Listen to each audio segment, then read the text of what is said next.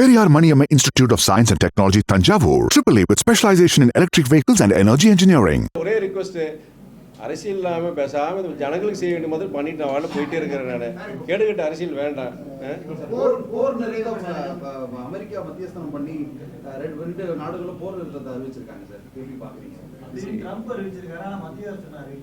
எல்லாருமே பார்த்தீங்கன்னா நானும் இந்த செய்தியெல்லாம் பார்த்துட்டு இருக்கேன். பிரிண்ட் மீடியாலேயும் வருது, விஷுவல் மீடியாலேயும் வருது, அதுவும் வாட்ஸ்அப் யூனிவர்சிட்டியில் நிறைய வருது, இன்ஃபர்மேஷன் வருது. அவங்கவுங்க எல்லாருமே இது பயங்கர ஒரு அட்வைசர்ஸை மாறிட்டாங்க. இப்போ இதில் ஒன்று விஷயம் என்ன சொல்லணும்னா, தீவிரவாதம் கண்டிப்பாக ஒழிக்கப்படணும். இது அதில் மாற்று கருத்தே கிடையாது. ஏன்னா அப்பாவி 26 பேர் கொண்டிருக்கிறாங்க. இது இன்னைக்கு இல்லை, தொடர்ந்து இது மாதிரி சம்பவங்கள் நம்ம இந்தியாவில் நடந்துட்டு இருக்கு. காஷ்மீரில் மாத்திரம் கிடையாது, அங்கங்கே நடந்துட்டு இருக்கு. இந்த தீவிரவாதத்துடைய ஊற்று எங்கிருந்து வருது, எதனா யார் இது ஆதரிக்கிறாங்க, இது ஒரு முற்றிலுமாக முடியணுங்கிறதா என்னுடைய ஆசை. நம்முடைய இந்திய பிரஜைகளுடைய ஆசையாக தான். அதுக்குண்டான நம்முடைய இந்திய அரசாங்கத்துடைய முயற்சிகள், அதுக்கு 100% ஒரு நாடாளுமன்ற உறுப்பினராக இந்த நாட்டுடைய பிரஜையாக என்னுடைய ஆதரவு உண்டு.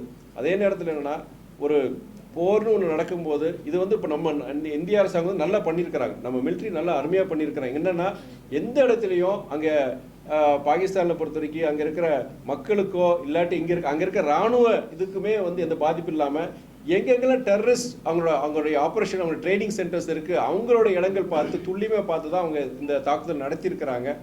அதனால் என்னென்னா, ஆனால் அது என்னென்னா, பாகிஸ்தான் பொறுத்தவரைக்கும் நல்லா தெரிஞ்சுக்கணும். பல பேர் இதை இந்த ஒரு கருத்தை சொல்லியிருக்கிறாங்க. Pakistan is a failed state.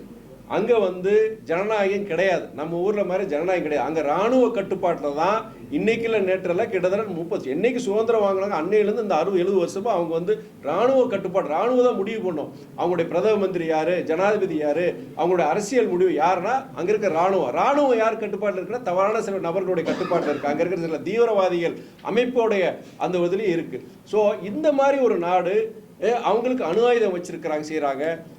இந்த மாதிரி நாடுகிட்ட நம்ம டீல் பண்ணும்போது அதில் நமக்கு தெரியாது கிடையாது. நமக்குடைய எக்ஸ்டர்னல் அஃபேர்ஸ் மினிஸ்டராக இருக்கட்டும், இல்லாட்டி நம்மளுடைய இதுக்கு நிறைய பேர் அறிவுரை அனுபவமிக்க சில அறிவுரை கூறுவங்க நிறைய பேர் இருப்பாங்க. ஸோ அதெல்லாம் என்னுடைய இதுன்னா, இதனால் ஒரு ஃபுல் ஃப்ளெஜ்ட் ஒரு வார் வரும்போது அதோடைய பாதிப்பு பொறுத்து நம்ம நாட்டுக்கு தான்.